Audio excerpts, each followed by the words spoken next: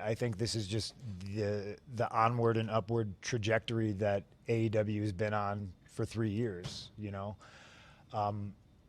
You can say with the addition of me, we're doing better, but I look at it as like with the addition of Bryan Danielson and Adam Cole and all the talent that Tony brings in, every day is a step forward, and it doesn't necessarily start with me being the champion. It to me, it's a team effort, and I like to say, if you want to go, fast, you go alone. If you want to go far, you go together.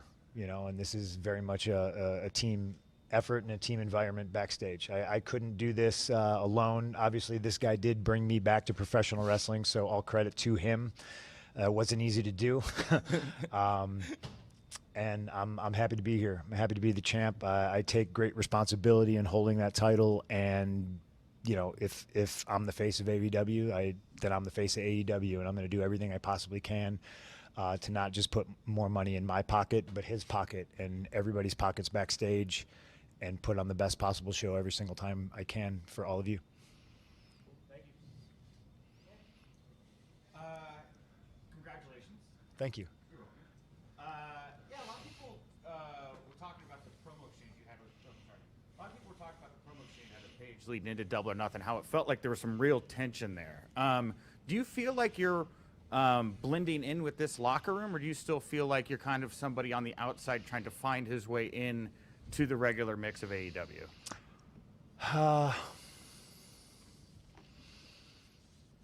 I've grown so wise in my old age that I'll do my best to be as diplomatic as I possibly can with this answer.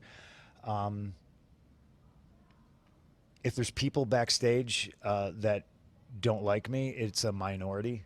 And if anybody says that nobody wants me here and nobody likes me, I like to say that nobodies don't like me and nobodies don't want me here. Run with that.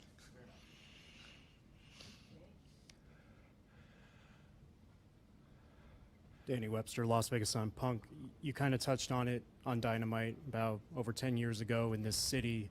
You had the moment that kind of skyrocketed your professional wrestling career. To come back here 10 years, 11 years later, does it feel like a full circle type moment for you, given what happened back then to now? Yeah, a little bit. I just did. Mark Ramondi interviewed me for ESPN, and I said something that I think a lot of people, obviously, on its face will think is ridiculous. I said I feel like the 7 years I was out of the ring, I didn't feel was wasted. I feel almost that the 10 years that I spent in WWE was wasted, because I feel it is management, owner, booker, whoever's job is to get the most out of all the talent. And I feel that I never was – I reached the potential that I could have, given the limitations they constantly put on me. And I feel here there's no limitations put on myself or anybody, and sky's the limit. So I finally feel like I could reach my potential. So that's what I mean when I say that.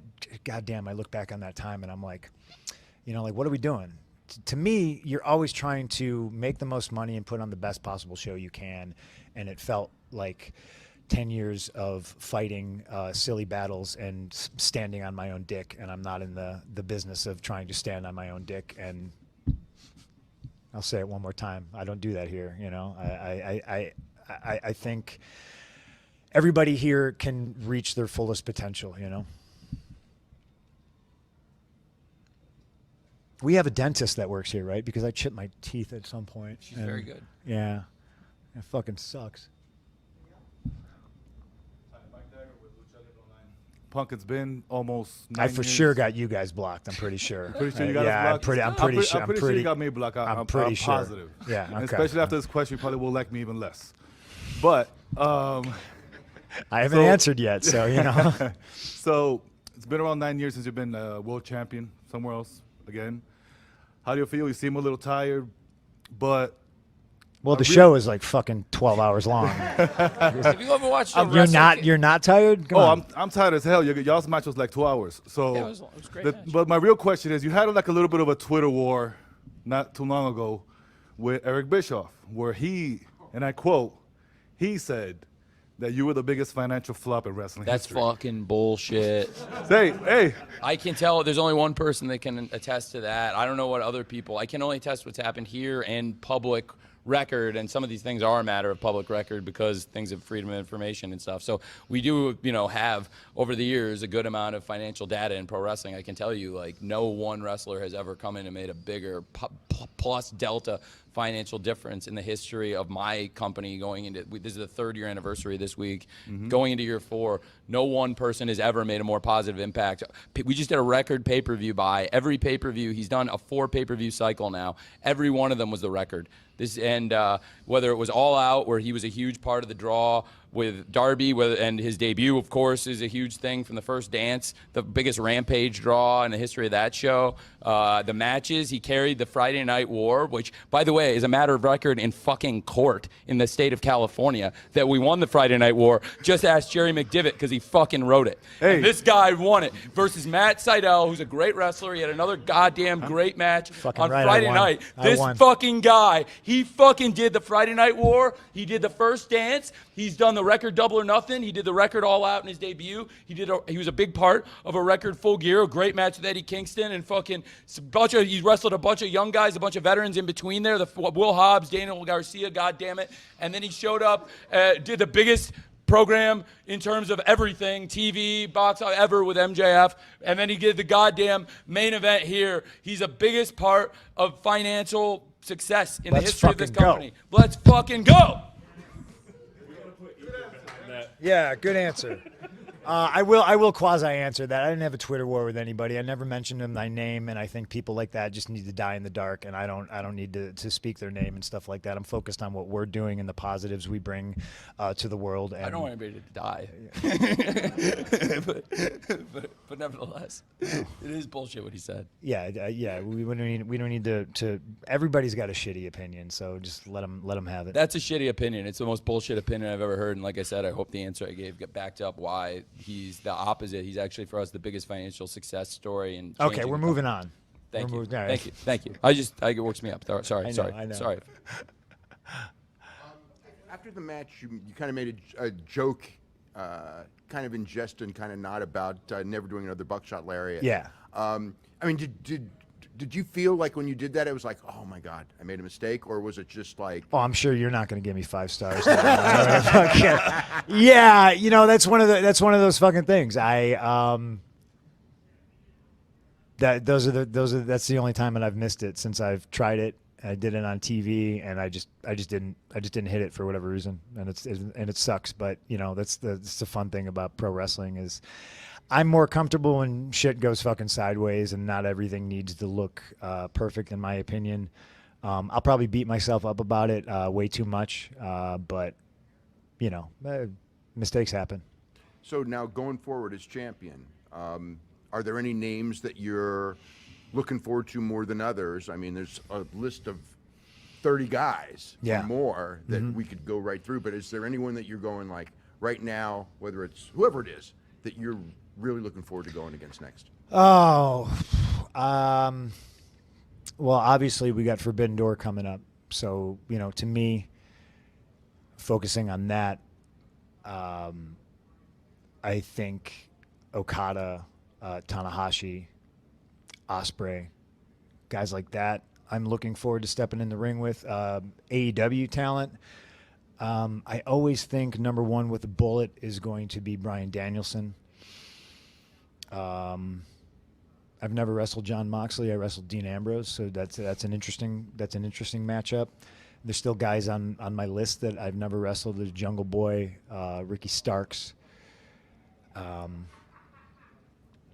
I could probably finish out my career wrestling FTR like every day for the rest of my life, and it could be different and fun every single time. Will Hobbs is another guy that I think has all the potential in the world. We got a really stacked roster. It's almost a crime that we can't do everybody justice at once, but I think we're getting there with baby steps, and I think we're learning. I think we may make mistakes, but instead of dwelling on it and punishing other people or ourselves, I think we move on and we just try to learn from things. but Bryan Danielson would probably be the first guy that comes to mind. Very selfishly, I'd love to wrestle him again. Will Washington, Fightful. So you famously had two other reigns that kind of kicked off summer in 2005 at Death Before Dishonor 3. You won the ROH World title, and it kicked off what was known as the Summer of Punk. Fans kind of dubbed 2011 Money in the Bank the Summer of Punk.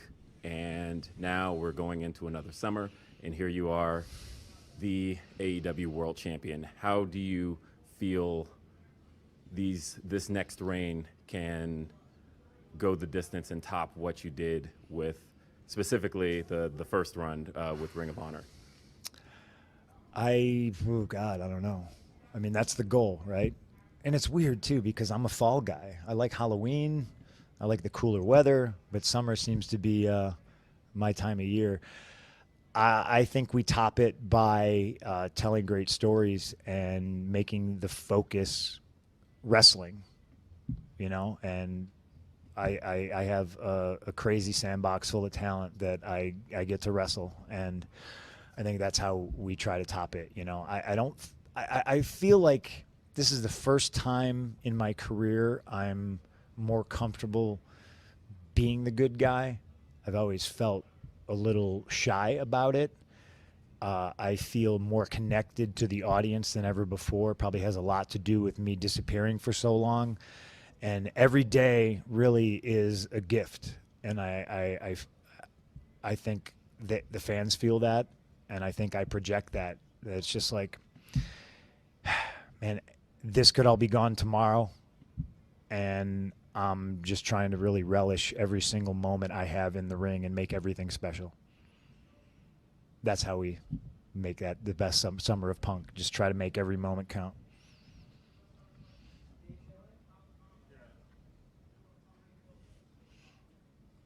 Dave Schilling, LA Times. Two questions, one for each of you.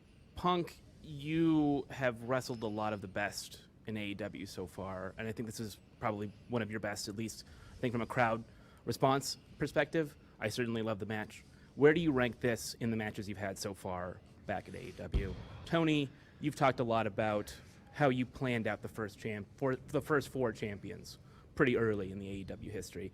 When did you know Punk was going to be number 5? You want to go first? Where do I rank it? I don't know. Dax will probably make me watch it. And I don't know. The thing that's going to stick in my head is, I screwed something up, and it might take that out of the equation, and it might have felt like damn near perfect match to me just from the crowd response. And I feel like they were super into him and me, and it's more of the, engagement with the audience and letting them kind of dictate which way we go. It's up there. Especially when you consider, this is the first time we ever locked up, and the first time you ever wrestle somebody, there's normally sometimes it gets a little sticky, So as far as matches go, first time we ever touched, I think it's pretty damn good. But as far as ranking it, I don't know. I'm honestly my worst critic, and I think everything I do is kind of meh. So. I don't want to rate it. I'm embarrassed to answer this specifically, especially with the champ sitting here. But I'm gonna kind of dance around your question, but say that we got very close in the pandemic, and then as soon as I think there was a point where there were no fans in the seats still, but we were really tight. And then things came together, and the first dance lined up, and it was like this miraculous thing that the United Center was available right before All Out, right, like within a month of when we came back, about a month and a half of when we first returned to the road, and it was exactly what he wanted. And I think I knew he could do it. I knew he could do it, and what would happen. And like I always said to you guys from the beginning, this isn't some Hollywood bullshit comeback. He's here every week. Nobody works harder than CM Punk in this company, and nobody's done more for this company in the last year than CM Punk has. And so I think in the pandemic I could foresee that like that. But from the other truth that is a good question, and I want to tell, and he knows, and is from the very beginning, like you made no secret, you wanted to see if this thing got off the ground. You didn't want to be a guinea pig from this thing from the very beginning, and you came in at a time when the company had taken steps. And then I think like when you and I got to know each other in the pandemic, I think it like opened up, it created a chance for us to like, we had a lot of time at home and just started talking on the phone a lot and became friends. And so I think like that created an opportunity. We just didn't know when the fans would come back, but the fans have made this so special from the first dance. From the first moment he walked out is one of the great moments in wrestling tonight. Is such a great moment. And what I would add is from the very beginning of the company, you know, I knew that if we had CM Punk and along with the people we got, like I wanted him from day one, but when he finally came, it was been the best stuff we've ever done. Like I was saying, gave financial, it's not just about the financial, it's about the people. And we've never been in a better place because of you. So thank you. Thank you. Righteous Reg, Pro Wrestling Illustrated, Grab City Podcast. I'd like to formally apologize for the tears last time we had a conversation on the scrum. I've cried like 6 times today. I get it. It seems to be a theme. Congratulations on your victory. AEW are on their way back to your hometown, Chicago, Illinois. How do you feel going into Chicago now as the AEW World Champion? I feel a great responsibility, you know.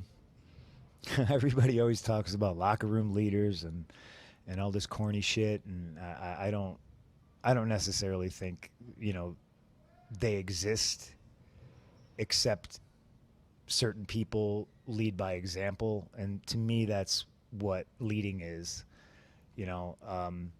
So I'll lead the company into Chicago, and I'll learn from all my past mistakes and do the best I possibly can to show everybody in the locker room, not necessarily, you know, the one right way to do things, but, you know, how to operate and how to conduct yourself as a champion.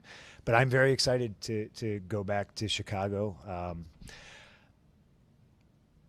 On top of doing AEW every week, I've been filming 2 television shows, so I kind of haven't been home in a very, very long time, and I'm hoping my schedule clears up a little bit so I get to actually spend like maybe a week or 2 at home before the pay-per-view, but we'll see.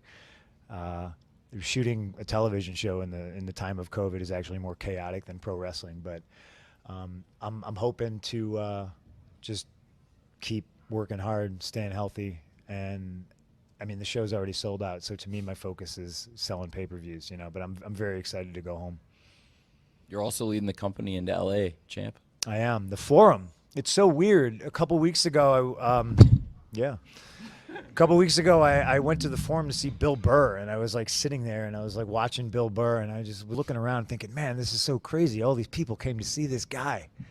Hey, wait a second. We sold this place out too. It was like an aha moment. I was like, wow, it's pretty fucking cool. It's a famous building, and again, fortunate and grateful every day. Like, you know, I can say I sold out the Staples Center, and now I can say part of selling out the Forum, and it's neat. You know, it's exciting to me. Was he? Son of a bitch. He's following me everywhere, this guy.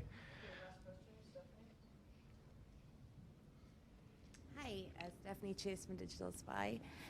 The last time we saw you here, Punk, do one of these, you had just gone through this feud where you kind of looked back on your whole career and you were very emotional. So I'm wondering about the timing now. Having just done that, was that good to get that kind of out of your system, like a cathartic moment, so now you can move on into maybe another stage as the AEW champion? Yes, it's very much by design. Come back. Get your feet wet, show that you can still hang, do a bunch of callbacks, kind of catch people up to speed about stuff they may not have seen. Is a happy accident that Tony bought Ring of Honor at the same time, so it's a great advertisement for that company, and I think MJF, growing up a CM Punk fan, was such a big part of that we got to tell that story, not just like a nostalgic way. We got to tell it through the eyes of a kid who grew up watching it, and, you know, different perspective. It's just pretty super interesting to me that we got to tell that perspective and tell that story, and it's just like just different chapters. And now this for sure is just the next chapter, and that was about the past. And this is about the future, and I'm excited to tell that story. Dave, you good? You got anything else? You good? You good? Brian, you good? You all right? You sure? No, please kiss my ass. That's why I'm here. I'm sorry. Best you've ever been as a worker. It's crazy, I'm just right? a guy. It's crazy. And but I wanted to ask your opinion, what you think, because obviously you had the ROH run, WWE run, this run here. Yeah. What do you feel? I think it's so awesome. I think he's right. I think he's totally right, and I think it's so cool. I think you're right too, and it's really crazy. I don't know if it's I'm just older and I'm wiser. I don't know if it's just there's more, like I talked about it before. I feel like there's more of a special connection with the crowd and me. I don't know, man. I'm having so much fun, and I approach things logically all the time, whereas before, somewhere else, I think there was just all this external bullshit that at the end of the day doesn't really matter. And I don't have that here. There's not all that weird pressure.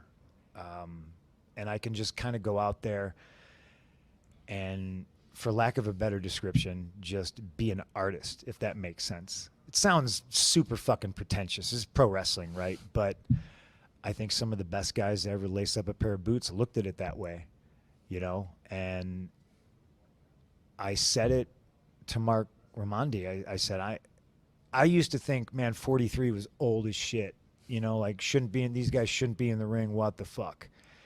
And now I look at it just like I'm in my prime, you know, and I don't want to just use that prime for me.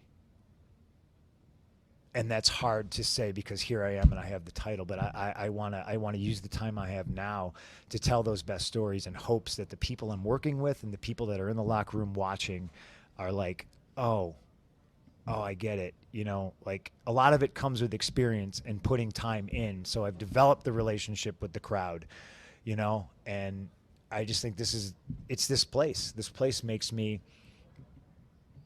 better than I've ever been because I'm able to reach my full potential. It's everything about it.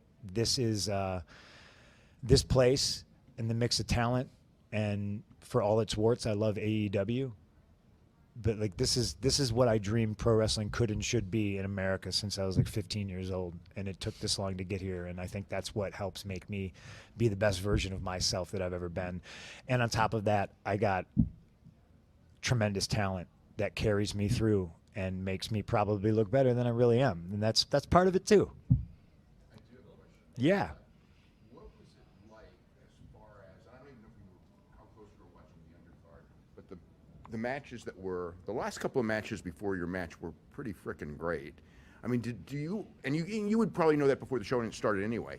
I mean, do you feel a lot of pressure because you know you're going to follow some incredible matches? Yes. I mean, does that, like, and you're on last. You've got to put on a great match because you got to equal Yes. or top what has already happened. Correct. I oddly don't feel the pressure because I think up until this point, the one match that people didn't want to follow on these pay-per-views was probably me, regardless of whether there's furniture and blood and all this other stuff. I think that's probably why I'm in the position, and I kind of relish being in the position where I think if anybody can do it, it's me, just because I have the experience and I can pay attention to the undercard and I can change things based on what other people have done, you know, so we're not seeing the same things over and over again. And you're going to see repeat moves and stuff like that. But I think I can adapt more just because I have the experience better than other people can. And I know because I have that connection with the crowd. And I really think me versus Hangman was just an interesting thing. And it was kind of 50-50 for a minute. And it might be the first title match that a lot of people kind of felt could go either way. I think that's why I'm in the position I'm in, is because I can adapt on the fly, and I can kind of change things at the drop of a hat and make it all work and not feel that pressure, whereas maybe somebody else would like feel that pressure and maybe try to do too much or whatever. And I can just go out there and just kind of listen to the crowd and be like, okay, we got them. We don't need to go completely crazy. And a testament to the crowd too, though, because it's a long show and they see everything, and they're still up for that main event, man. We got the best crowd in the world, man. We got the best fans. Thank you guys. Really appreciate it. Thank you. Appreciate every single one of you. Thank you. Thank you very much, guys. Thank you.